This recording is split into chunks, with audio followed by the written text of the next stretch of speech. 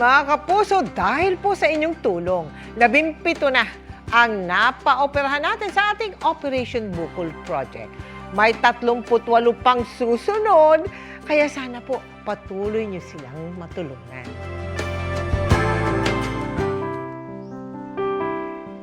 Sa loob ng 11 taon, dala-dala ni Jeveline ang malaking bukol sa leeg dahil sa goiter o bosyo. Hindi naman daw siya makapagpa-opera dahil hindi sapat ang kita niyang 800 piso kada araw sa pag-e-extra bilang masahista at assistant sa dental clinic. Hihirapan po ako sa paghinga. Tapos ang tulog ko po medyo na ako sa pagtulog dun paputol-putol. Yun po yung mga nararamdaman ko. Sa paglunok po ng pagkain, pag nabibigla po ako ng inom ng tubig. So may mga pasyente tayo na lumalaki ang nito, nung laki-laki ng ganyan. It's because hindi sila masyadong kumakain, hindi sila nagte-take ng iodine. Kung ganyang kalaki na tapos may normal na yung ready na siyang operahan.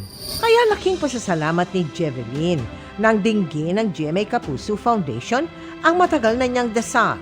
Natanggal na ang kanyang bukol. Sa isinagawa nating Operation Bukol Katuwang ang Jose Reyes Memorial Medical Center. Ngayon, handa na siyang harapin ang bawat araw na punong-puno ng pangarap para sa kanyang anak. Sabi ko gusto ko namang makita pa yung pag-unlad ng anak ko, yung future niya. Si Cesar, na isa rin nating benepisyaryo, maayos lang nakakapagtrabaho at nakakatulog matapos matanggal ang bukol sa kanyang balikat noong Pebrero. Kahit wala pa nga 1 year, parang pag magbuhat ako, kahit hindi ganun kabigatan, medyo okay na siya.